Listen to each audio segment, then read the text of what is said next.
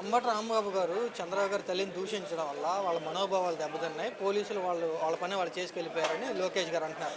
తల్లిని తిడితే ఊరుకుంటామా ఏంటి అని అంటున్నారు. చంద్రబాబు గారి తల్లిని తిట్టినట్టు ఎక్కడ ఏ మీడియాలో ఏ సీసీ కెమెరాల్లో లేదు.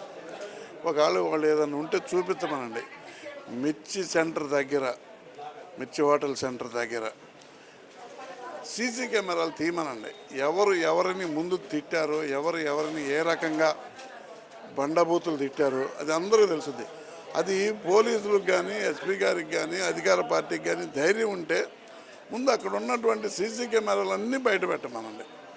ఎవరు ముందు తిట్లకు ప్రోత్సహించారు, ఎవరు ముందు రాంబాబు గారితో కర్రలతోటి, కట్టెలతోటి, రాడ్లతోటి కారు మీద ఎగబడి లంచగొడకలారా అదని ఇదని తిట్టారు, దానికి ఎవరైనా జనరల్గా ఏ మనిషి అయినా రెస్పాండ్ అవుతారు. రెస్పాండ్ అయ్యి ఈయన కూడా లంచగొడకలారని తిట్టాడు. అంతేగాని చంద్రబాబు నాయుడు గారి తల్లిని దూషించారనేది పచ్చి అబద్ధం. ఏదో ఒక తగాద కావాలి కాబట్టి, ఏదో ఒక వంక కావాలి కాబట్టి తల్లిని దూషించారనే వంకని ముందుకు తీసుకొచ్చి రాంబాబు గారిని అరెస్ట్ చేశారు. అంటే వాళ్ళకి అలవాటే. గతంలో కూడా రాంబాబు అసెంబ్లీలో తల్లిని అన్నాడని అదొకటి. ఇప్పుడు చంద్రబాబు తల్లిని అన్నాడు. అసలు నేను ఒక్క విషయం చెబుతాను, మీరు అర్థం చేసుకోండి పూర్తిగా. ప్రజలు ఎవరైనా దీన్ని అర్థం చేసుకోండి.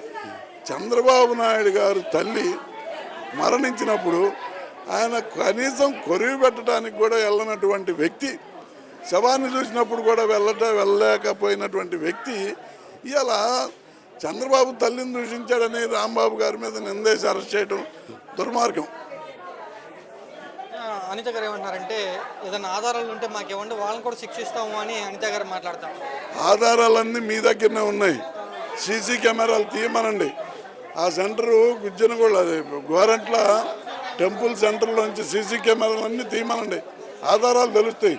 ఇంకా ఇక్కడ రాంబాబు గారి ఇంటికాడ మహిళలు ఎమ్మెల్యే గారు కానివ్వండి, గ్రంథాలయ సంస్థ చైర్మన్ గారు కానివ్వండి, ఆ ఆధారాలు మీకు రోజు టీవీల్లో మోగుతూనే ఉన్నాయి, సోషల్ మీడియాలో గోలగోలు చేస్తూనే ఉన్నాయి. అంతకన్నా ఏం చూపిస్తారు? ఇంకా చూపించలేరు కదా ఆధారాలు. మీకు ఆధారాలు చాలలేదని అంటే మనుషులు చంపితేనే మీకు ఆధారం, చంపకపోతే ఆధారం లేదా? అంటే రాంబాబు గారు చావు నుంచి తప్పించుకున్నారనే క్రోధం మీలో కొట్టొచ్చినట్టు